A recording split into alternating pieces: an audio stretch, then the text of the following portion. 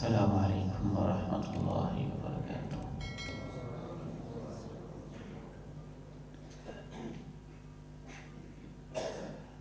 الحمد للہ رب العالمین، والصلاة والسلام على اشرف الانبیاء وخاتم المرسلین، اشہد ان لا الہ الا اللہ وحدہ لا شریک لہ،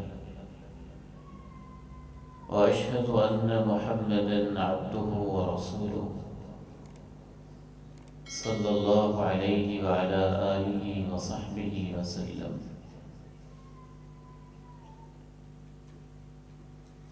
اللہم صل علی محمد وعلی آل محمد كما صليت على إبراهيم وعلى آل إبراهيم إنك حميد مجيد۔ اللهم بارك على محمد وعلى آل محمد كما باركت على إبراهيم وعلى آل إبراهيم إنك حميد مجيد۔ رب اشرح لي صدري ويسر لي أمري واحلل عقدة من لساني يفقه قولي۔ اللهم آت نفسي تقواها وزكها فأنت خير من زكاها، أنت وليها ومولاها۔ اللهم إني أسألك علما نافعا وعملا متقبلا ورزقا حلالا طيبا وشفاء من كل داء۔ اللهم طهر قلبي من النفاق وعملي من الرياء ولساني من الكذب وعيني من الخيانة، فإنك تعلم خائنة الأعين وما تخفي الصدور۔ أما بعد،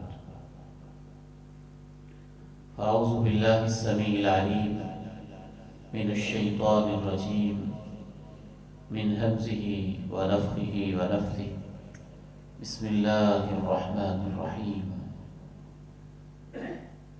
لقد كان لكم في رسول الله أسوة حسنة۔ وقال عز من قائل سبحانه وتعالى، قل إن كنتم تحبون الله فاتبعوني يحببكم الله ويغفر لكم ذنوبكم واللہ غفور رحیم۔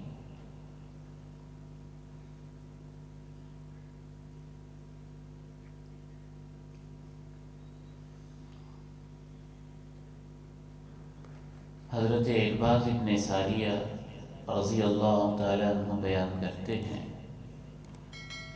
کہ ایک روز فجر کی نماز کے بعد اللہ کے رسول علیہ السلام نے ہمیں ایسا واعظ کیا جو انتہائی مؤثر تھا اور ہمارے دلوں میں اترتا چلا جا رہا تھا۔ حدیث کے سیاق و سباق میں غور کرنے سے یوں محسوس ہوتا ہے کہ اس دن آپ کا انداز بڑا ہی منفرد تھا، سوز و گداز اپنے عروج کو پہنچا ہوا تھا۔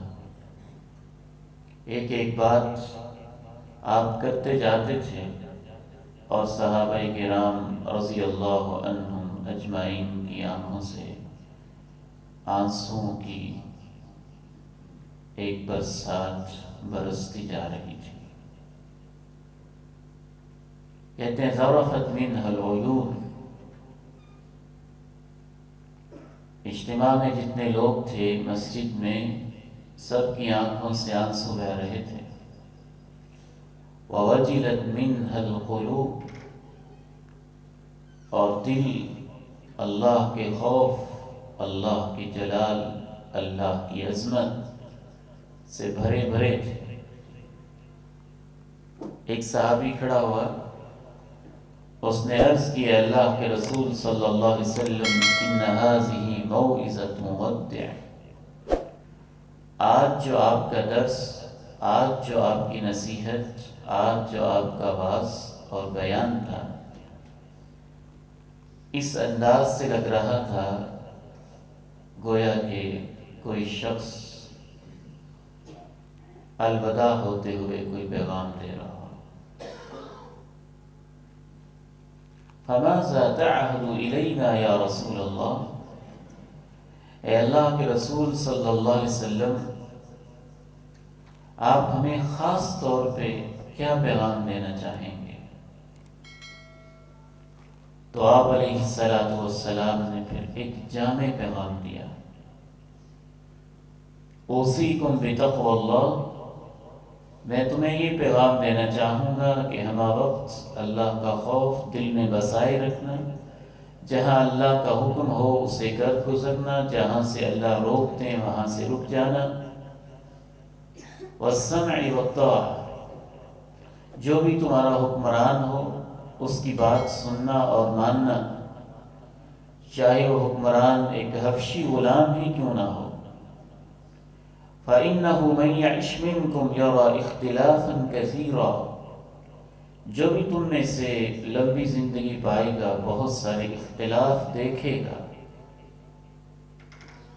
پھر آپ نے فرمایا وَإِيَّاكُمْ وَمُحْدَثَاتِ الْأُمُورِ، دین کے اندر نئی نئی ایجاد شدہ چیزوں سے اپنے آپ کو بچا کے رکھنا، وہ سب کی سب گمراہی ہوتی ہیں۔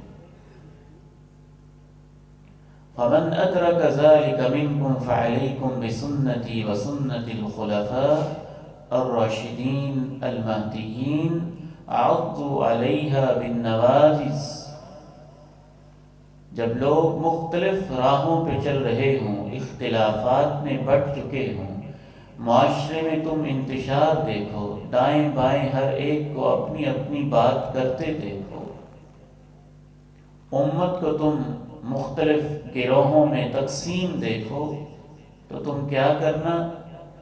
علیکم بسنتی وسنت الخلفاء الراشدین المہدیین عضوا علیہا بالنواجذ، تم لازماً یہ دیکھنا کہ میرا طریقہ کیا ہے، میری سنت کو پکڑ لینا، اور میری سنت کو میرے صحابہ ابو بکر و عمر، عثمان غنی، علی رضی اللہ تعالی عنہم اجمعین، انہوں نے کیسے تھاما تھا، اس کے مطابق تم میری سنت کو تھام لینا۔ عضوا علیہا بالنواجذ، جس طرح سے کوئی انسان اپنے دانتوں کے اندر چیز مضبوطی سے لے لیتا ہے، پھر آخر والی داڑھوں تک اس کو لے جاتا ہے کہ کہیں کوئی مجھ سے کوئی چیز چھین کے نہ لے جائے، اور اس سے چمٹ جاتا ہے، تم اس طرح میری سنت، میرے طریقے کے ساتھ چمٹ جانا۔ اللہ کے نبی علیہ السلام کی سنت، آپ کے طریقے، آپ کے معمولات، آپ کی ڈیلی روٹین، آپ کی ڈیلنگز، آپ کے معاملات، آپ کے شب و روز، آپ کی صبح و شام، آپ کی دوپہریں اور راتیں، آپ کی خلوتیں اور جلوتیں، آپ کے غم اور سوز و گداز، آپ کی خوشیاں اور فرحت و مسرت کے لمحات، یہ سب کچھ اپنے اندر اتنی برکتیں سمیٹے ہوئے ہیں کہ جس کا ہم اندازہ بھی نہیں کر سکتے۔ قرآن مجید کی اس آیت کو ذرا میرے ساتھ توجہ سے سنیے گا، اور اس کے اندر غور و فکر بھی کیجیے۔ اللہ تعالیٰ کا کیا انداز ہے سمجھانے۔ یہ سورہ آل عمران میں اعوذ باللہ من الشیطان الرجیم قل ان کنتم تحبون اللہ فاتبعونی یحببکم اللہ وَيَغْفِرْ لَكُمْ ذُنُوبَكُمْ وَاللَّهُ غَفُورٌ رَحِيمٌ۔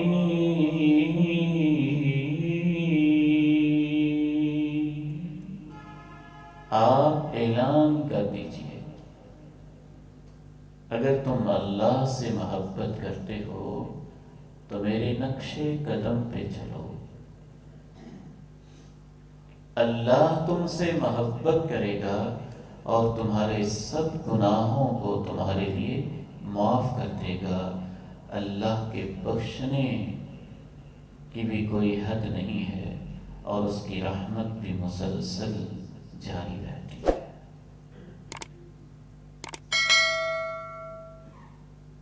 آج کا یہ دور جس میں ہم زندگی بسر کر رہے ہیں فتنوں اور آزمائشوں کا دور ہے۔ اس دور میں یہ دیکھنا کہ اللہ کے پیارے نبی علیہ السلام کی زندگی کیسے تھی، ایک بندہ مومن کا تو یہ سب سے عظیم اور سب سے محبوب مشغلہ ہونا چاہیے اور سب سے پسندیدہ کام ہونا چاہیے۔ اسی میں ہماری نجات ہے، اسی میں ہماری دنیا کی کامیابی ہے اور اسی میں ہماری آخرت کی کامیابی ہے۔ اللہ کے نبی علیہ السلام کا صرف تذکرہ، آپ کا صرف نام لے لینا اور آپ پر صرف ایک دفعہ درود پڑھ لینا، یہ بھی اتنا عظیم کام ہے کہ اللہ صرف آپ کا نام لے کر درود پڑھ دینے سے اس بندے پہ اپنی 10 رحمتیں نازل کر دیتا ہے، گناہ معاف کر دیتا ہے۔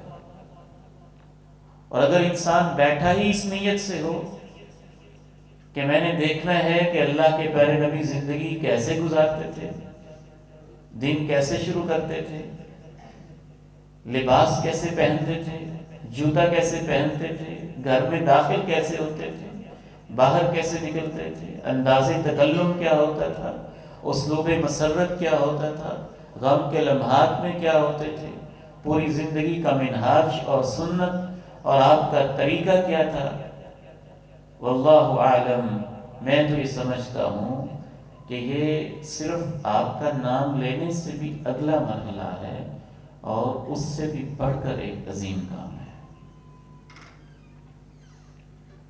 تو سب سے پہلی گزارش آج کے اس پروگرام کا آغاز کرتے ہوئے یہی ہے، مجھے اور آپ کو یہ احساس دامنگیر رہنا چاہیے اور دلوں کے اوپر یہ جذبات مسلسل موجزن رہنے چاہیے کہ اللہ کی توفیق سے ہم ایک ایسا عظیم کام کر رہے ہیں کہ اگر اس میں ہم کامیاب ہو جائیں تو اس سے بڑا کام کوئی نہیں ہے، کہ اللہ کے نبی علیہ السلام کی زندگی واقعی ہمارے روزمرہ کے معمولات میں آ جائے تو اس سے بڑھ کے اور کیا ہو سکتا ہے۔ ایک اور حدیث عرض کر کے پھر انشاءاللہ ہم ترتیب کے ساتھ آپ کے معمولات کا آغاز کرتے ہیں۔ حضرت ابی بن کعب رضی اللہ تعالی عنہ کے بیٹے کہتے ہیں، مجھے میرے والد محترم نے بتایا۔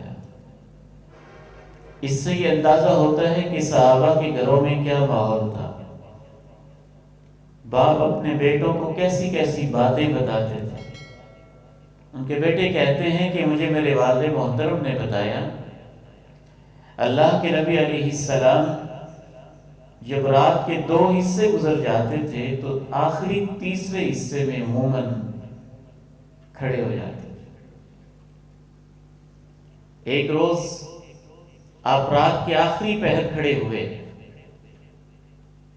تو آپ نے کہا، ایھا الناس، او لوگو، اذکروا اللہ، اللہ کو یاد کرو، اللہ کو یاد کرو۔ جاءت الرادفہ تتبعها الرادفہ، قیامت کا زلزلہ سروں پر ہے اور اس کے بعد دوسرا زلزلہ بھی منڈلا ہی رہا ہے۔ جاء الموت بما فیہ، جاء الموت بما فیہ، موت اپنی تمام ہولناکیوں کے ساتھ تمہارے سروں پہ ہے، موت اپنی تمام پریشانیوں کے ساتھ تمہارے انتظار میں ہے۔ بس آیا ہی چاہتی ہے۔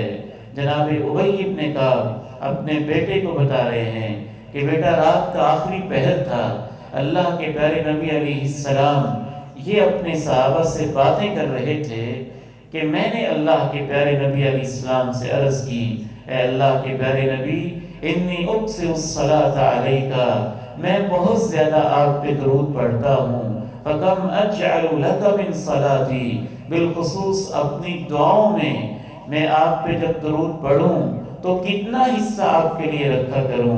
آپ نے فرمایا ما شئت، جتنی تمہاری مرضی ہے۔ میں نے خود ہی سے کہا چوتھا حصہ؟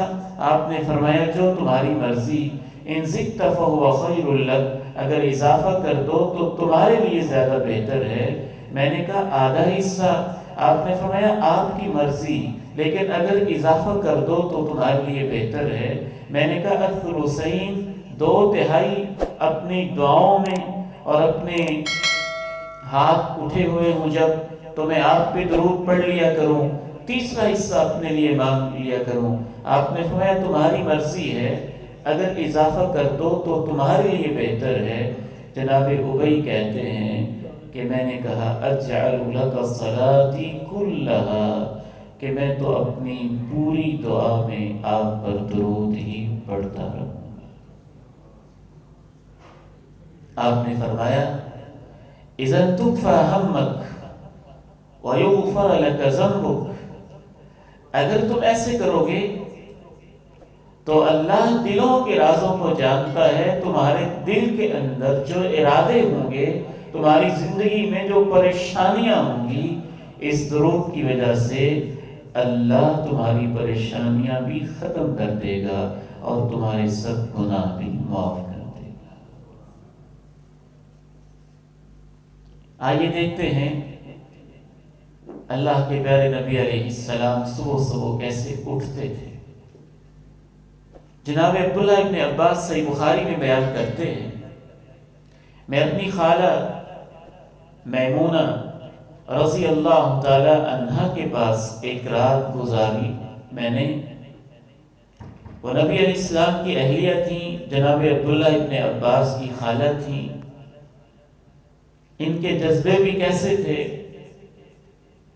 کہتے ہیں فاضطجعت فی ارض الوسادہ واضطجع رسول اللہ صلی اللہ علیہ وسلم واہلہ فی طولها، ایک طرف میں لیٹ گیا اور ایک طرف اللہ کے پیارے نبی علیہ السلام اور آپ کی اہلیہ ماں جی جناب ابن عباس کی خالہ لیٹ گئی۔ فنام رسول اللہ صلی اللہ علیہ وسلم، اللہ کے پیارے نبی علیہ السلام سو گئے۔ حتی اذا انتصف اللیل او قبلہ بقلیل او بعدہ بقلیل، حتیٰ کہ جب آدھی رات گزر گئی یا آدھی رات سے کچھ پہلے یا آدھی رات کے کچھ بعد آپ بیدار ہو گئے۔ فجلس یمسح النوم عن وجهہ، اور آپ بیٹھ گئے۔ بیٹھ کے آپ علیہ السلام نے اپنے چہرے سے نیند کو دور کرنا شروع کر دیا۔ اس حدیث سے پتہ چلا کہ اللہ کے پیارے نبی علیہ السلام کا جو دن شروع ہوتا تھا، جو آپ کے ڈیلی روٹین شروع ہو جاتی تھی، وہ آدھی رات کے بعد شروع ہو جاتی تھی۔ یعنی عشاء کے فوراً بعد آپ سو جاتے تھے اور عموماً آدھی رات کے بعد آپ اٹھ جاتے تھے۔ تو آدھی رات کے بعد آپ اٹھ گئے۔ اگر آج کے وقت کے حساب سے آپ تقسیم کریں تو غروب آفتاب ہے، آج تقریباً 5:10 کہہ لیجئے، تو تقریباً 12 گھنٹے کی رات ہے۔ تو اس سے اندازہ ہوتا ہے اگر سردی کی رات ہو تو آدھی رات کے بعد کوئی 12:30-1 بجے کے بعد یا اس کے قریب یا کچھ پہلے نبی علیہ السلام بیدار ہو گئے اور اپنے بستر پہ بیٹھ گئے، اور بیٹھنے کے بعد آپ علیہ السلام نے اپنے چہرے پر نیند کے جو آثار تھے اس کو دور کیا۔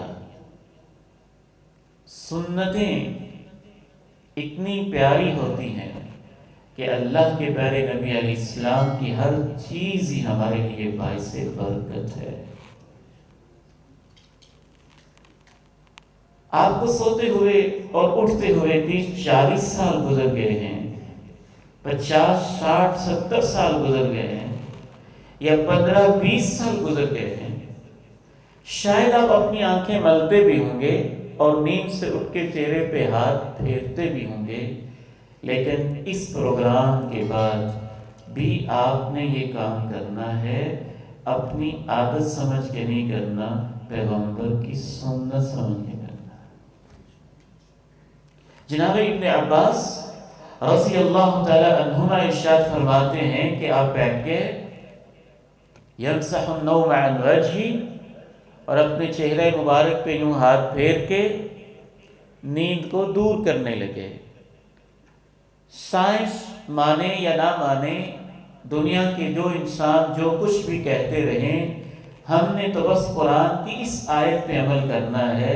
لَقَدْ كَانَ لَكُمْ فِي رَسُولِ اللَّهِ أُسْوَةٌ حَسَنَةٌ۔ جو شخص بھی یہ یقین رکھتا ہے کہ رب کے سامنے جانا ہے اور زندگی کا حساب دینا ہے، اس کے لیے اگر کوئی کامل نمونہ ہے تو اللہ کہتے ہیں میرا رسول ہے صلی اللہ علیہ وسلم۔ کتنی بدقسمتی کی بات ہے، اتنے عظیم پیغمبر کے ہوتے ہوئے ہم کتنے بونے اور چھوٹے چھوٹے لوگوں کو ماڈل بنائے بیٹھے ہیں، اور کیسا ظلم و ستم ہے میڈیا کا۔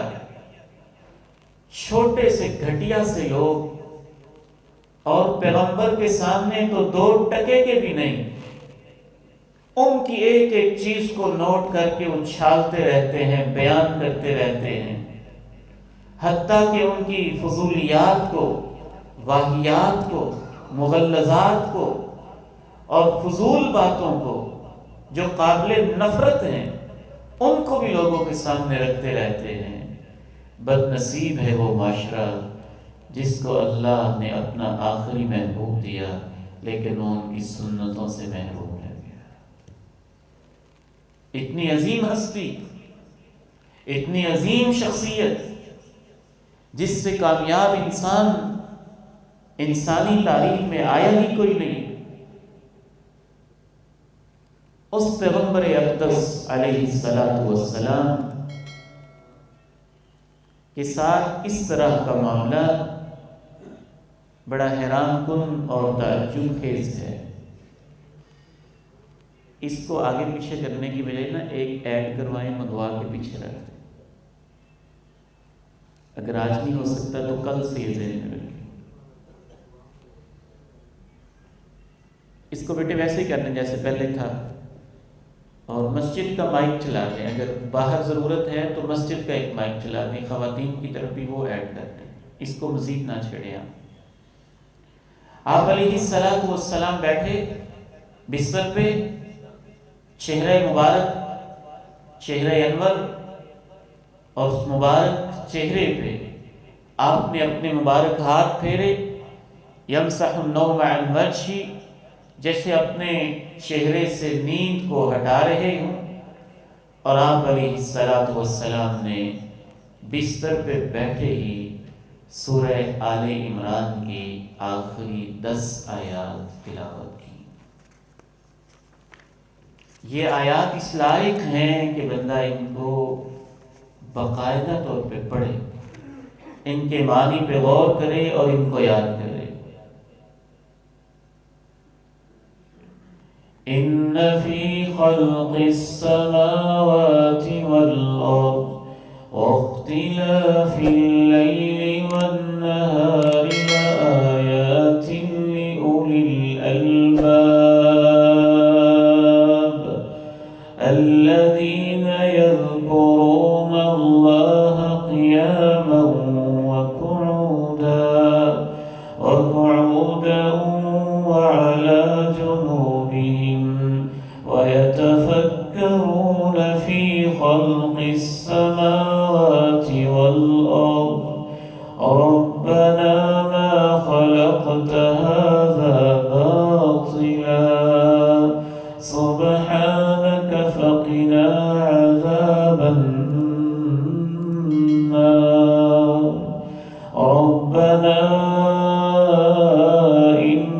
إنك من تدخل النار فقد أخزيته وما للظالمين من أنصار.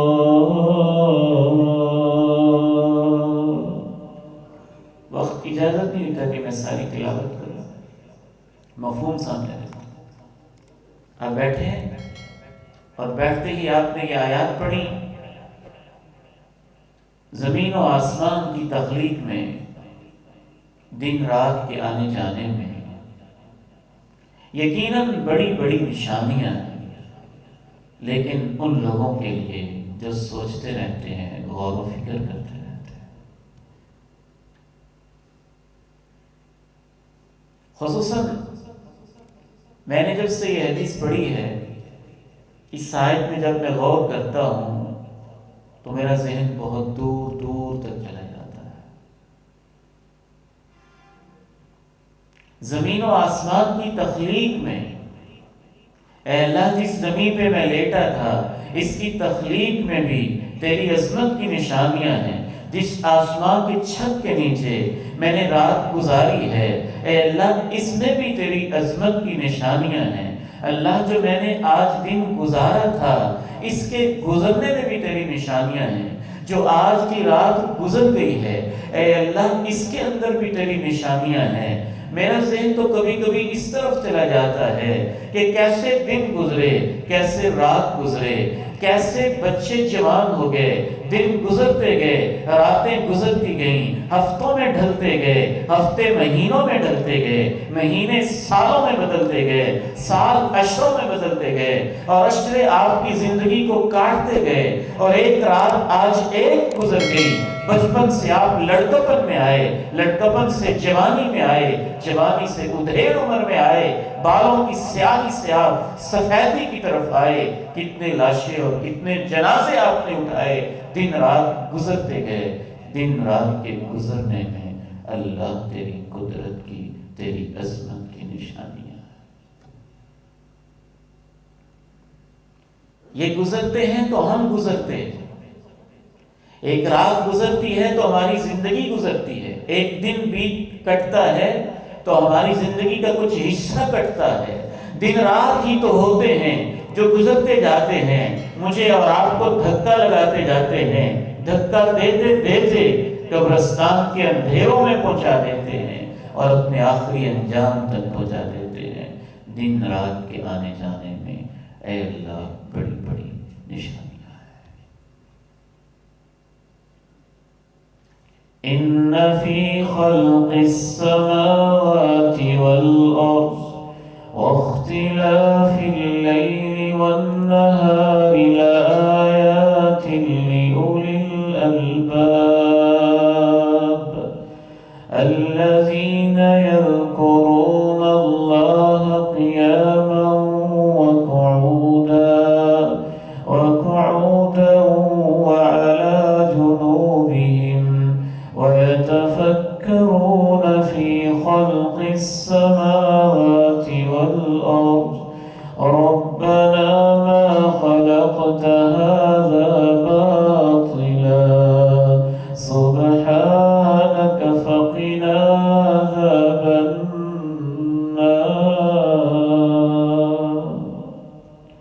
اللہ یہ زمین بے مقصد تو نہیں ہے، یہ آسمان بے مقصد تو نہیں ہے، دن رات کے آنے جانے کا نظام بے مقصد تو نہیں ہے، یہ میری زندگی کٹنے والی بے مقصد تو نہیں ہے، یہ گزرنے والے دن رات بے مقصد تو نہیں ہے. اے اللہ جو بے مقصد سمجھ کے زندگی اپنی ضائع کر بیٹھتے ہیں اور پھر جہنم کا ایندھن بن جاتے ہیں، اللہ وہ بڑے ذلیل ہو جاتے ہیں. اے اللہ تو ہمیں ان لوگوں میں شامل نہ کرنا. ربنا إنك من تدخل النار فقد أخزيته وما للظالمين من أنصار. ربنا إننا سمعنا مناديا ينادي للإيمان أن آمنوا بربكم فآمنا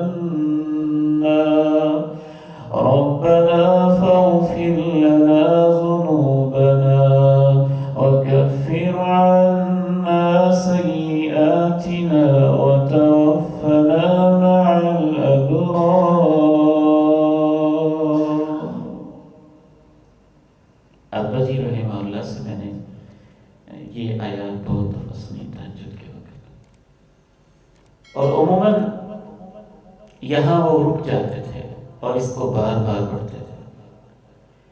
إننا سمعنا مناديا ينادي للإيمان أن آمنوا بربكم فآمنا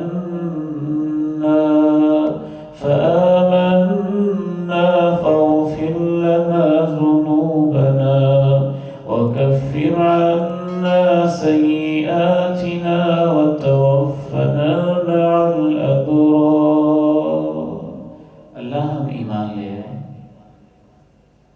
ہمیں معاف کر دے، ہماری کوتاہیاں دور کر دے. ہم نے مرنا تو ہے ایک دن، لیکن جب ہماری موت کا وقت آئے تو ہمیں مرنے کے بعد نیک لوگوں کے ساتھ شامل کر دینا. یہ 10 آیات آپ پڑھتے ہیں. اس کے بعد رسول اللہ صلی اللہ علیہ وسلم بیدار ہونے کی دعا بھی پڑھتے. الحمدللہ الذی احیانا بعدما اماتنا والیہ النشور. اس اللہ کا شکر ہے جس نے ہمیں نیند جو موت کی بہن ہے یہ دی اور اس کے بعد ہمیں نئی زندگی دی. آج ہم اٹھ کے اپنے اپنے کام میں جا رہے ہیں، مصلے پہ کھڑے ہو رہے ہیں، جہاں بھی جا رہے ہیں. اے اللہ ایک دن ایسا بھی آئے گا ہم قبروں سے اٹھ کے تیری طرف جا رہے ہوں. پھر آپ علیہ السلام مسواک کرتے ہیں. میں صحابہ کرام کی عظمت پر حیران ہوں کہ نبی علیہ السلام کی زندگی کی ایک ایک ڈیٹیل خوبصورت انداز میں انہوں نے ہمارے سامنے رکھی ہے. سنن نسائی کے اندر جو مسواک کی کیفیت ہے اور مسواک کرتے ہوئے جو آپ کے حلق مبارک سے آواز نکلتی تھی وہ بھی ہم تک پہنچا دی ہے. کہ آپ اچھی طرح سے مسواک کرتے کی آواز آتی، یعنی گلے تک اینڈ تک اچھی طرح سے صاف کرتے، دانتوں کو، زبان مبارک کو، گلے کو خوب صاف کرتے. اللہ کے پیغمبر کی زندگی میں ہماری صحت بھی ہے، پیغمبر کی زندگی میں ہمارا ایمان بھی ہے، پیغمبر کی زندگی میں ہمارے لیے برکت بھی ہے، پیغمبر کی زندگی میں گناہوں کی معافی بھی ہے، پیغمبر کی زندگی میں اللہ کی محبت بھی ہے، پیغمبر کی زندگی میں وہ برکت اللہ نے رکھی ہے کہ جس طرح پیغمبر سے اللہ کو پیار تھا، جو شخص اپنی زندگی پیغمبر جیسی بنا لیتا ہے، اللہ اپنے قرآن میں وعدہ کرتا ہے کہ میں اپنے نبی کے اس امتی سے بھی محبت کرنے لگ جاتا ہوں. یعنی وہ شخص اللہ کا محبوب ہو جاتا ہے. قُلْ إِن كُنتُمْ تُحِبُّونَ اللَّهَ فَاتَّبِعُونِي يُحْبِبْكُمُ اللَّهُ فَاتَّبِعُونِي يُحْبِبْكُمُ اللَّهُ وَيَغْفِرْ لَكُمْ ذُنُوبَكُمْ. میرے پیچھے پیچھے چلو، اے میرے پیغمبر ان سب کو کہہ دو اگر تم اللہ سے محبت کرنا چاہتے ہو تو میرے پیچھے پیچھے آؤ. صرف یہی نہیں کہ تم اللہ سے واقعی محبت کرنے لگ جاؤ گے، تمہیں اللہ وہ مقام دے گا کہ تم اللہ کے محبوب بن جاؤ گے اور اللہ تمہارے گناہوں کو معاف کر دے گا. میں اپنے بیٹوں سے خصوصاً کہنا چاہتا ہوں کہ ہم نے بڑی مہنگی مہنگی پیسٹیں لے لی، بڑے مہنگے مہنگے ٹوتھ برش لے لیے، کوئی حرج نہیں ہے، وقت کی ضرورت ہے، آپ استعمال کریں. لیکن مسواک، کسی بھی درخت کی لکڑی اس کو چبانا، اس سے دانتوں کو صاف کرنا، اس کو گلے تک اچھی طرح سے اپنے منہ کے اندر اس کے منہ کی صفائی کرنا، دنیا کی کوئی پیسٹ اور دنیا کا کوئی ٹوتھ برش اس کا متبادل نہیں ہو سکتا. سنت سنت ہی ہے. آپ پیسٹ یوز کریں، کوئی حرج نہیں ہے، گناہ نہیں ہے، جو بھی آپ کو لیے سوٹیبل ہے، لیکن مسواک کو سنت سمجھ کے، پیغمبر کی ادا سمجھ کے، پیغمبر کا انداز سمجھ کے اپنے پاس رکھیں، اپنے گھر میں رکھیں، اس کو استعمال کریں، انشاءاللہ تعالی اللہ کے فضل سے آپ کو 2 انعامات ملیں گے۔ منہ کی صفائی بھی اس جیسی کسی چیز سے نہیں ہوگی، اور اس سے تو اللہ راضی بھی ہو جائے گا کہ میرا بندہ میرے پیغمبر کی سنت پہ عمل کر رہا ہے۔ میرے دانتوں میں ایک دفعہ تکلیف تھی، ہم سستی کر جاتے ہیں۔ اصل اس پروگرام کا سب سے پہلا مقصد اللہ جانتا ہے یہ ہوتا ہے کہ خود میں اپنی اصلاح کرنا چاہتا ہوں، کہ جو کمی ہے، جو کوتاہی ہے، جو غفلت ہے، اس کو دور کیا جائے، مزید سنتوں کے قریب ہوا جائے۔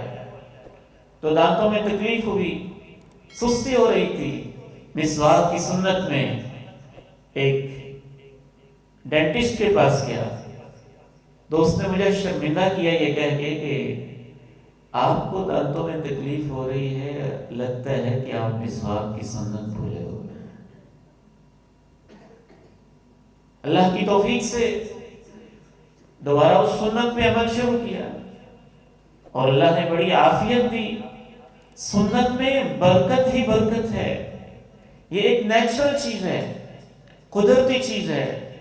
اور مسواک کی سنت سے اللہ کے پیارے نبی علیہ السلام کو اس قدر محبت تھی کہ آپ وضو کرتے تھے تو مسواک کرتے تھے، نماز سے پہلے مسواک کرتے تھے، رات کو سونے سے پہلے مسواک کرتے تھے، اٹھ کر مسواک کرتے تھے، گھر میں داخل ہوتے تھے تو سب سے پہلا کام مسواک کرتے تھے۔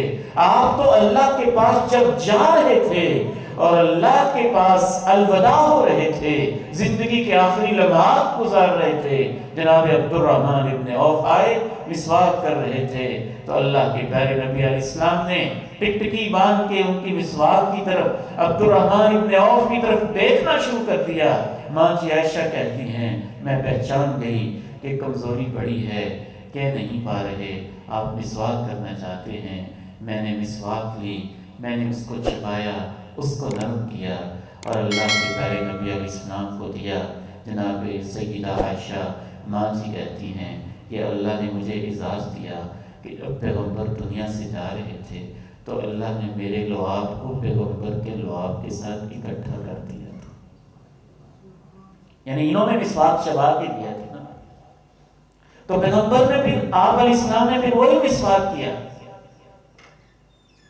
آپ نے یہاں تک کہا لولا ان اشق علی امتی لامرتهم بالسواک، اگر مجھے اپنی امت کے لیے یہ مسئلہ نہ ہوتا کہ میری امت کو مشقت ہوگی، یہ ہر جگہ کیسے کہاں مسواک ڈھونڈتے پھریں گے، تو میں حکم دے دیتا کہ ہر وضو کے ساتھ، ہر نماز کے ساتھ مسواک کیا کرو۔ آپ حکم دیتے تو فرض ہو جاتا،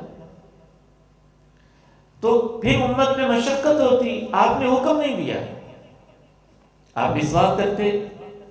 رسول اللہ صلی اللہ علیہ وسلم کی سنت مبارکہ، جب آپ نیند سے بیدار ہوتے تو آپ علیہ السلام نے ارشاد فرمایا اذا استيقظ احدكم من منامه فليستنجي ثلاثا فان الشيطان يبيت على خيشومه، جب تم میں سے کوئی شخص نیند سے بیدار ہو تو 3 دفعہ اپنے ناک کو جھاڑ لیا کرے، کیونکہ شیطان ناک کے نتنے اور ناک کے ایک بانسے کے اوپر رات گزارتا ہے۔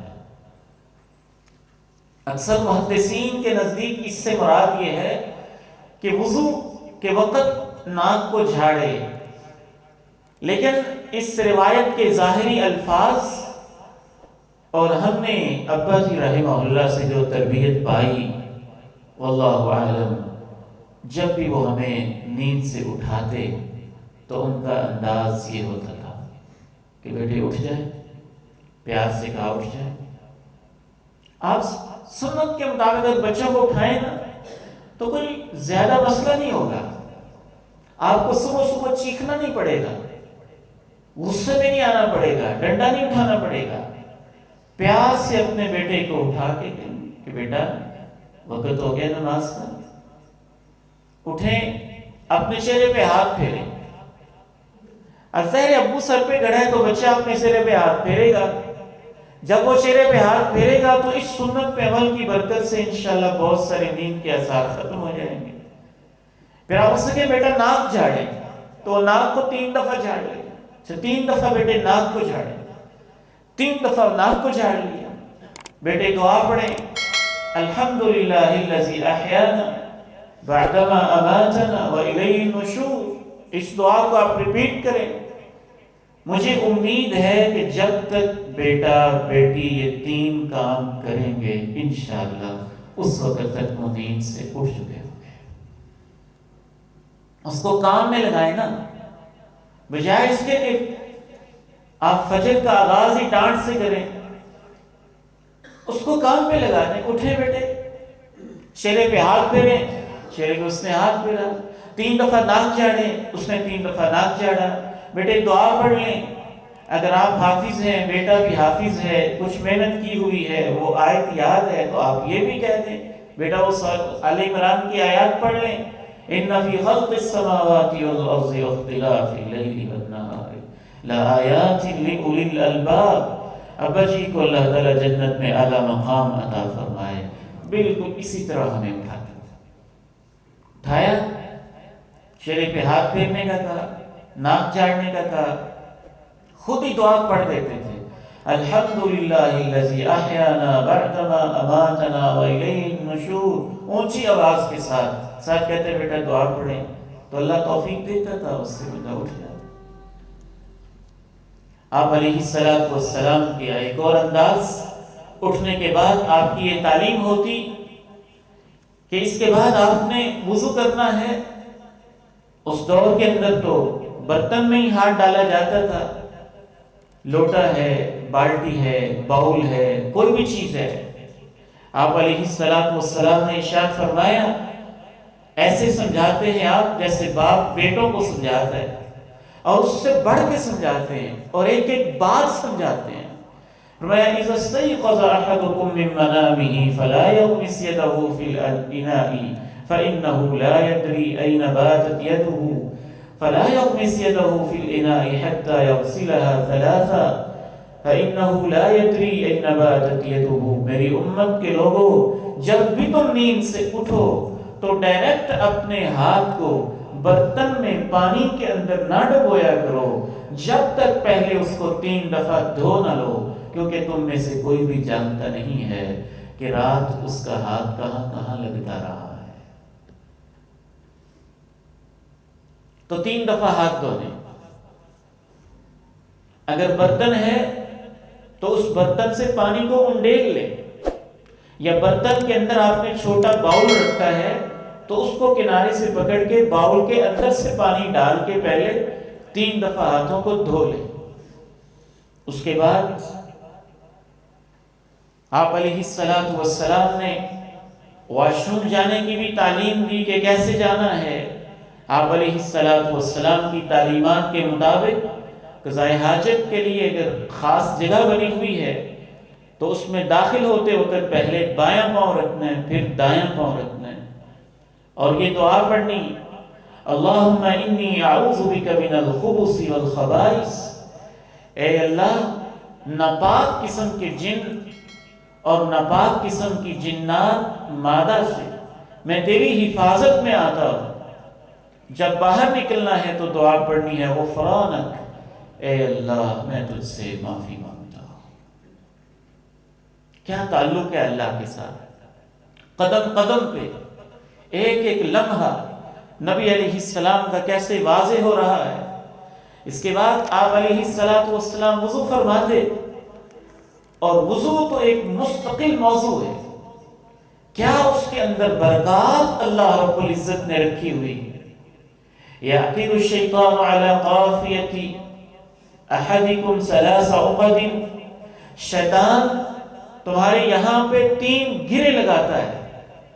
جب انسان نیند سے اٹھتا ہے، اللہ کو یاد کرتا ہے، وضو کرتا ہے، نماز پڑھتا ہے، شیطان کی ساری گریں کھل جاتی ہیں.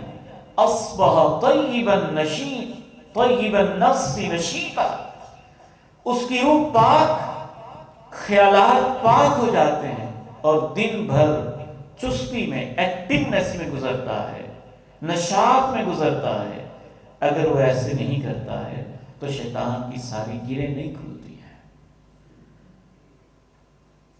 وضو کیجئے اور وضو کرتے ہوئے بھی وہ احساسات، وہ فیلنگز، وہ تعلیمات جو اللہ کے پیارے نبی علیہ السلام نے بتائی ہیں، وہ ایک علیحدہ موضوع ہے۔ خصوصاً سردیوں کے اندر وضو کرنا، کیسے اس سے درجات بلند ہوتے ہیں، کیسے گناہ مٹتے ہیں، کیسے آنکھوں کی پلکوں سے گناہ جھڑتے ہیں، کیسے ہاتھوں سے ناخنوں کے نیچے سے گناہ جھڑتے ہیں، کیسے سر پہ مسح کرتے ہوئے خیالات کے گناہ جھڑتے ہیں، کیسے پاؤں دھوتے ہوئے قدموں کی آہٹوں اور غلط چال کے بھی گناہ دھلتے ہیں۔ انسان ان احساسات کو یاد کرے تو وضو بھی ایک عظیم قسم کی عبادت اس کے لیے بن جاتی ہے، پاکیزگی کا ذریعہ بن جاتی ہے۔ وضو کی سنتیں سیکھیں۔ ہمارے بھائی جان اللہ تعالیٰ ان کی حفاظت فرمائے، فجر کی نماز کے بعد دروس میں تفصیل کے ساتھ یہ چیزیں بیان کر رہے ہیں، اور کوشش کیجئے کہ ان چیزوں کو سیکھیں علماء سے۔ وضو کے بعد یہ دعا، اشہد ان لا الہ الا اللہ وحدہ لا شریک لہ واشہد ان محمدا عبدہ ورسولہ، اور بھی دعائیں ہیں۔ خصوصاً اس دعا کے بارے میں آتا ہے، جو یہ دعا پڑھ لیتا ہے اللہ اس کے لیے جنت کے 8 دروازے کھول دیتا ہے، جہاں سے چاہے داخل ہو جائے۔ اس کے بعد نبی علیہ السلام تہجد پڑھتے تھے، 13 رکعت، 11 رکعت، 2 رکعتیں پڑھتے، سلام پھیرتے تھے، پھر 2 رکعتیں پڑھتے، سلام پھیرتے تھے، پھر 2 رکعتیں پڑھتے، سلام پھیرتے، پھر 2 رکعتیں پڑھتے، سلام پھیرتے، پھر 2 رکعتیں پڑھتے، سلام پھیرتے۔ عموماً اس انداز سے 10 رکعت پڑھ کے آخر میں ایک وتر پڑھتے۔ کبھی کبھی تہجد کی نماز شروع کرنے سے پہلے آپ ہلکی پھلکی 2 رکعت مختصر سی پڑھتے، وہ ملا کے 13 ہو جاتی ہے۔ کبھی کبھی نبی علیہ السلام وتر کے بعد بھی 2 بیٹھ کے مختصر رکعت پڑھ دیتے، وہ ملا کے 15 ہو جاتے، اور بڑی خوبصورتی کے ساتھ پڑھتے ہیں۔ اللہ کے پیغمبر علیہ السلام کی زندگی میں جتنے غم اور دکھ تھے، شاید انسانی تاریخ میں اتنے غم اور دکھ کسی کو نہیں پہنچے ہوں گے۔ کوئی معمولی بات نہیں ہے، مکی زندگی ہے۔ جو ایمان لاتا ہے آپ کی آنکھوں کے سامنے اس کو پکڑ کے گھسیٹا جاتا ہے، گلے میں رسے باندھے جاتے ہیں اور کھینچا جاتا ہے۔ خصوصاً غلاموں کو، کمزوروں کو، اپنے دوستوں کو، اپنے ماننے والوں کو ایسے دیکھنا کوئی آسان منظر نہیں ہوتا۔ ایک درد دل رکھنے والے عظیم پیغمبر کے لیے ساحر کہا جاتا ہے، مجنوں کہا جاتا ہے۔ سارے خاندان کے لوگ ایک ایک کر کے مخالف ہوتے جاتے ہیں، آوازیں کسے جاتے ہیں، پتھر مارے جاتے ہیں، ایڑیاں لہو لہان کی جاتی ہیں۔ اتنے غم، اتنے دکھ۔ ڈاکٹر مہدی رزق اللہ سیرت نگار ہیں، بڑے ماہر، 1 درجن سے زیادہ انہوں نے وہ طریقے لکھے ہیں جن طریقوں سے مشرکین مکہ اللہ کے پیارے نبی علیہ السلام کو دکھ دینے کے جتن کرتے تھے، طریقے ڈھونڈتے تھے۔ ایسے بھی دکھ دینا ہے، ایسے بھی دینا ہے، ایسے بھی دینا ہے، ایسے بھی دینا ہے۔ ان حالات میں اللہ نے ایک ہی بات کہی تھی، یا ایھا المزمل قم اللیل الا قلیلا نصفہ او انقص منہ قلیلا او زد علیہ ورتل القرآن ترتیلا انا سنلقی علیک قولا ثقیلا ان أشد وطئا وأقوم قيلا إن لك في النهار سبحا طويلا۔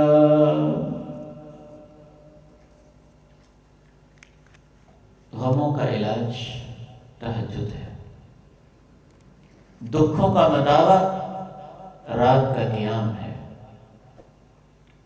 انسان کی پریشانیوں میں سب سے بڑا حوصلہ اپنے سر کو اللہ کے سامنے رکھ دینا ہے۔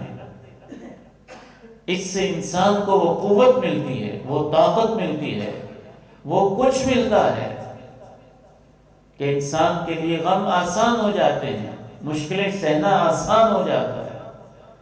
مشکلات کے علاج کے لیے اللہ نے 2 ہی نسخے بتائے، صبر کرنا اور نماز پڑھنا۔ یہ 2 علاج ہیں۔ جو بھی مشکل ہے، جو بھی پریشانی ہے، جو بھی غم ہے، جو بھی الجھن ہے، معاشی مشکل ہے، معاشرتی مشکل ہے، خاندانی مشکل ہے، کوئی پریشانی ہے، کوئی غم ہے، کوئی دکھ ہے، 2 چیزوں میں علاج ہے، وَاسْتَعِينُوا بِالصَّبْرِ وَالصَّلَاةِ، صبر کرتے رہنا، اپنے مشن پہ ڈٹے رہنا، اور ساتھ نماز پڑھ کے اللہ سے مدد مانگتے رہنا۔ اللہ کہتے ہیں کہ یہ جو پیغام ہے یہ ہے بڑا مشکل، لیکن ان کے لیے کوئی مشکل نہیں جن کے دلوں میں اللہ کی عظمت ہوتی، اللہ کا جلال ہوتا ہے۔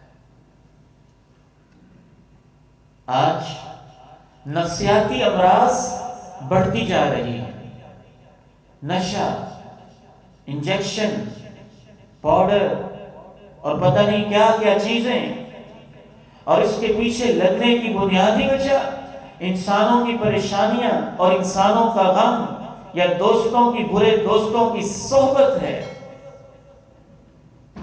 دکھ ہوتا ہے دیکھ کر۔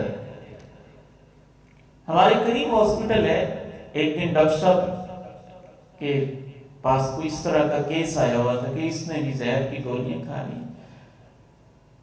عموماً میں کالج جا رہا ہوتا ہوں، کلینک کھل رہا ہوتا ہے، تو میں حیران ہوتا ہوں کہ اس سال میں نے جتنے کیسز دیکھے ہیں پہلے کبھی نہیں دیکھے تھے۔ کوئی مہینے بعد، 10 دن بعد کوئی نہ کوئی بندہ آیا ہوتا ہے، اس نے سپرے پی لی، اس نے فلاں گولی کھا لی، اس نے فلاں کام کر لیا، اس نے فلاں کام کر لیا، اس نے فلاں کام کر لیا، اس نے فلاں کام کر لیا۔ بد نصیب ہے وہ امت جس کو اللہ نے عظیم پیغمبر دیا، جس پہ اتنی پریشانیاں آئیں کہ دنیا میں کسی شخص پہ نہیں آئی ہوں گی، کہ پوری دنیا ان کی مخالف ہے۔ یہ کیسے ہو سکتا ہے کہ اللہ کے نبی کا سچا امتی ہو اور وہ خودکشی کرے؟ جس کے پاس تہجد جیسی نعمت ہو، عرش والا رب ہو، قیام اللیل جیسی ایک عظیم چیز ہو،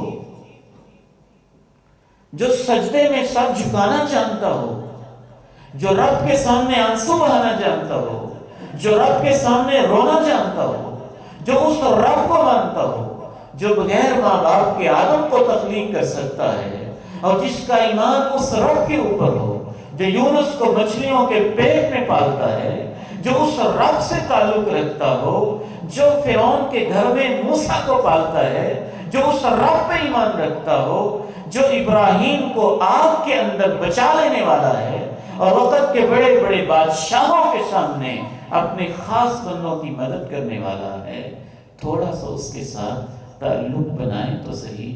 یہ کیسے ہو سکتا ہے کہ بندہ اتنا پریشان ہو جائے کہ وہ اپنے آپ کو گولی مارنے لگ جائے اور زہر کھانے لگ جائے اور اس طرح کی حرکتیں کرنے لگ جائے؟ یہ تم بچوں کو کیا تعلیم دے رہے ہو؟ ایک ایسی تعلیم کہ جس میں بچے کے لیے دنیا کو اتنا بڑا بنا دیا جاتا ہے کہ اگر چند نمبر اس کے کم آئے ہیں تو وہ اس چند نمبروں کی کمی کے اوپر ریل کی پٹری پہ سر رکھ کے اپنے آپ کو کچل دیتا ہے۔ اگر اس کا ایف ایس سی کے اندر اچھے مارکس نہیں آئے اور میڈیکل کی لائن میں داخلہ نہیں ہوا تو وہ اس کے اوپر خودکشی کرنے لگ جاتا ہے. اگر اس کو کوئی جاب نہیں ملی ہے تو اس کے اوپر مارے مارے پھر رہا ہے. اگر اس کے اوپر کوئی تھوڑی سی پریشانی آ گئی ہے تو اس کے اوپر اپنی جان کے پیچھے ہاتھ دھو کے پڑا ہوا ہے اور رب کے ساتھ بغاوتیں کر رہا ہے اور یہ بھول ہی جاتا ہے کہ اگر میں اپنے آپ کو مار کے ختم کر بھی لوں تو پھر کہاں جاؤ گے؟ بچ جاؤ گے. جو انسان جس طریقے سے اپنے آپ کو مارتا ہے اللہ کے پیارے نبی کہتے ہیں قیامت والے دن ہمیشہ اس کو وہی عذاب ہوتا رہتا ہے. وہ زہر ہی پیتا رہے گا, وہ چوہے مار گولیاں کھاتا رہے گا, وہ اپنے سر کو کچلتا ہی رہے گا, وہ اپنے آپ کو گولیاں مارتا رہے گا, وہ اپنے ساتھ یہی انداز رکھے گا. پیغمبر کی زندگی کو سمجھے تو صحیح, آپ کے قریب آ کے دیکھے تو صحیح. دنیا کے نفسیات کے ماہرین آپ کو وہ علاج نہیں بتا سکتے ہیں جو اللہ کے پیارے نبی علیہ السلام نے بتایا ہے. انسان اور بندہ مومن کے غموں کا علاج اللہ نے قیام اللیل میں رکھا ہوا ہے. اگر آپ کا اللہ کے ساتھ تعلق مضبوط نہ ہو تو اتنے بڑے بڑے کام پیغمبر علیہ السلام نے جو کیے ہیں نا, اس کے پیچھے بنیادی کلیکشن تو یہی ہے, اللہ کے ساتھ تعلق ہے. تو آدھی رات کے بعد آپ اٹھ کے جو نیند کی ساری سنتیں ہیں وہ آپ نے سمجھ لی, اس کے بعد نبی علیہ السلام تہجد پڑھتے اور آپ علیہ السلام پھر تہجد میں جو اللہ سے باتیں کرتے وہ کمال کی بات ہے. ان میں سے ایک دعا اس لائق ہے کہ بندہ اس کو یاد کرے اور اپنی زندگی کا حصہ بنائے. آپ کبھی اس طرح سے تہجد شروع کرتے, اللہم لک الحمد انت قیم السماوات والارض ومن فیہن, اللہ سب تعریفیں تیری ہیں, زمین و آسمان کے تمام انتظام کو سنبھالنے والا تو ہے. زمین و آسمان کے اندر جو مخلوقات ہیں ان کو سنبھالنے والا بھی تو ہے. وَلَكَ الْحَمْدُ أَنْتَ نُورُ السَّمَاوَاتِ وَالْأَرْضِ, اللہ تعریفیں تیری ہیں, زمین و آسمان کا نور تو ہے. وَلَكَ الْحَمْدُ أَنْتَ مَلِكُ السَّمَاوَاتِ وَالْأَرْضِ, اللہ تعریفیں تیری ہیں, زمین و آسمان کا بادشاہ تو ہے. وَلَكَ الْحَمْدُ, اللہ تعریفیں تیری ہیں. وَعْدُكَ الْحَقُّ, تیرے وعدے سچے ہیں. وَلِقَاؤُكَ الْحَقُّ, تجھ سے ملاقات بھی برحق ہے. وَقَوْلُكَ الْحَقُّ, تیری باتیں بھی سچی ہیں. وَالْجَنَّةُ حَقٌّ, جنت بھی سچی ہے. وَالنَّارُ حَقٌّ, جہنم بھی سچی اور برحق ہے. وَالنَّبِيُّونَ حَقٌّ, نبیوں کا آنا بھی برحق ہے. اللہ تیرے سارے وعدے سچے ہیں. وہ ایک علیحدہ موضوع ہے, اگر اس کو شروع کیا جائے تو بہت طویل ہو جائے گا. آخری چند منٹ کے اندر میں بات کو سمیٹتے ہوئے صرف یہ کہنا چاہتا ہوں کہ ہم نے جو یہ سمجھا ہوا ہے نا کہ تہجد تو بابے پڑھتے ہیں جن کی داڑیاں سفید ہوتی ہیں, کمریں جھک جاتی ہیں, تو پھر وہ تہجد پڑھتے ہیں. ایسے نہیں, تہجد کے مزے تو جوانیوں میں آتے ہیں. ابا جی رحمہ اللہ فرمایا کرتے تھے کہ بیٹا جب جوانی تھی, اگلی عمر تھی, جوانی کا لفظ وہ استعمال نہیں کرتے, کہتے جب اگلی عمر تھی تو اگلی عمر میں سجدے کے اندر اتنی لذت نہیں آتی تھی, اور اب لذت بڑی آتی ہے اور اب لمبا سجدہ ہوتا نہیں ہے.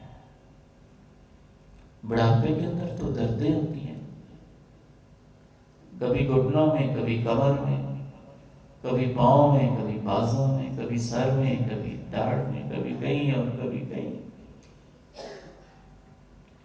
اس لیے اللہ کے نبی علیہ السلام خصوصاً جوانی کے اندر عبادت کی ترغیب دیتے اور کہتے شاب نشأ فی عبادت اللہ, وہ نوجوان جو جوانی میں اللہ کی عبادت کرتا ہے اللہ اسے اپنے عرش کا سایہ نصیب.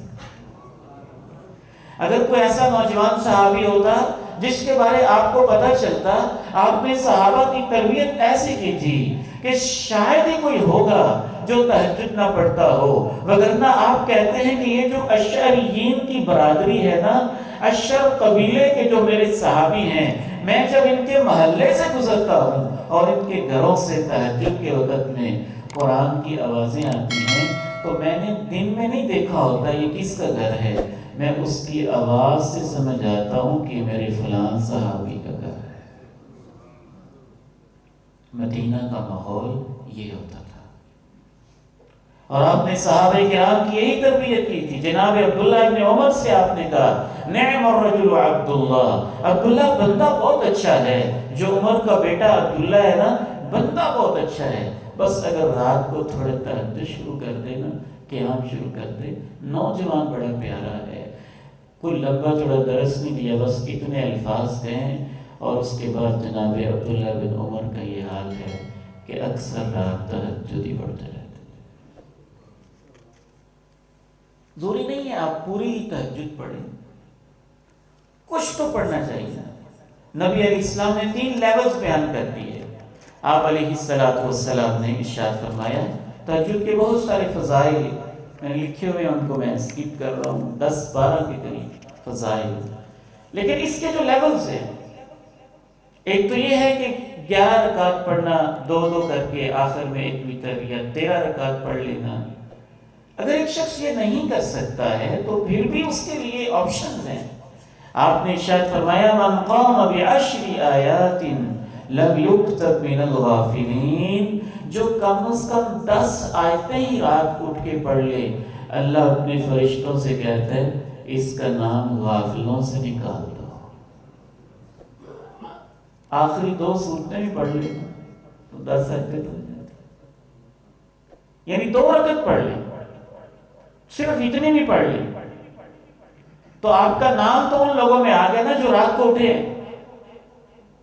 اور 2 رکعت میں زیادہ سے زیادہ 5 منٹ لگتے ہیں۔ قل اعوذ برب الفلق، قل اعوذ برب الناس، آخری 3 کلی پڑھ لیں، پہلی رکعت کے اندر الاخلاص اور فلق پڑھ لیں، دوسری رکعت کے اندر الناس پڑھ لیں، تو اتنا بھی انسان کام کر لینا تو اللہ کے پیارے نبی اسلام فرماتے ہیں جو 10 آیتیں پڑھ لیتا ہے اللہ اس کا نام غافلوں سے نکال دیتا ہے۔ خصوصاً جو طلبہ علم ہیں، جو رات ماشاءاللہ مطالعے میں رہتے ہیں، علم میں رہتے ہیں، تہجد نہ بھی پڑھ سکے تو کم از کم یہ 2 رکعت ہی پڑھ لیں۔ ابا جی رحمہ اللہ فرمایا کرتے تھے طلبہ کے لیے خصوصاً کہ بیٹا آپ تہجد نہ بھی پڑھ سکیں تو رات کو اٹھ کے 2 رکعتیں توبہ کی نیت سے، معافی کی نیت سے اس کو اپنی زندگی کا معمول کرنا ہے۔ تو اللہ کے پیارے نبی نے ارشاد فرمایا جو 10 آیات بھی رات کو اٹھ کے پڑھ لیتا ہے یعنی 2 رکعتوں میں تو غافلوں میں سے نہیں لکھا جاتا، اور جو 100 آیات پڑھ لیتا ہے یعنی 30ویں پارے کی شروع والی کو 2 سورتیں پڑھ لیں، 3 پڑھ لیں تو وہ 100 آیات تقریباً ہو جاتی ہیں، اس سے اوپر نکل جاتی ہیں۔ کتب من القانتین، اللہ کہتا ہے اس کا نام لکھ دو کہ بڑا عبادت گزار بندہ ہے۔ اور جو 1000 آیات پڑھ لیتا ہے آپ ارشاد فرماتے ہیں کہ اس کا نام لکھا جاتا ہے کہ اس نے تو ڈھیروں خزانے اکٹھے کر لیے۔ تو آپ علیہ السلام کی ایک حدیث سنا کے انشاءاللہ ہم گفتگو کو سمیٹتے ہیں۔ جناب عبداللہ بن مسعود رضی اللہ عنہما کہتے ہیں نبی علیہ السلام نے ارشاد فرمایا اللہ اس بندے پہ بڑا خوش ہوتا ہے سار عن وغائه ولحافه من بین اہلہ وحیہ، جو اپنے گھر والوں کو چھوڑ کے اپنے بستر اور لحاف سے یوں جوش کے ساتھ اٹھتا ہے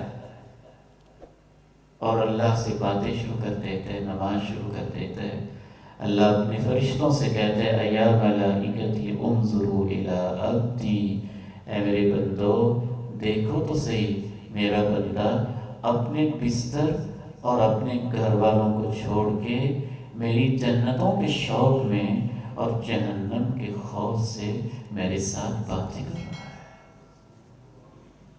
ایک حدیث میں تو آپ نے یہاں تک ارشاد فرمایا کہ اللہ ایسے بندے پہ کہ جب لوگ سو رہے ہوں اور وہ سفر میں ہو، سب اپنی اپنی جگہ پہ لیٹ گئے ہوں اور وہ 2 رکعت پڑھنا شروع کر دے، اللہ اس سے محبت بھی کرتا ہے، اللہ اس پہ پیار سے مسکراتا بھی ہے، اور اللہ اس کی 2 رکعتوں پہ خوش بھی ہو جاتا ہے۔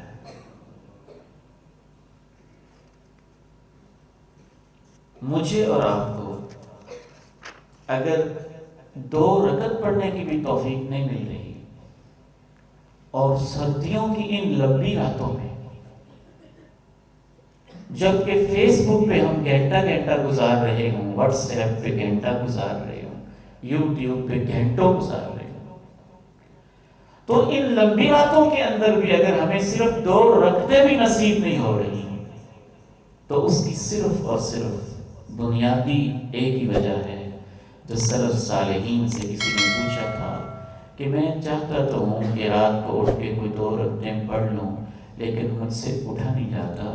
تو انہوں نے کہا جب تو اٹھنے لگتا ہے نا، قیدت کا ذنوب کا، تو جو دن میں تو نے گناہ کیے ہوتے ہیں وہ تیرے پاؤں کی زنجیر بن جاتے ہیں، وہ نہیں اٹھنے دیتے۔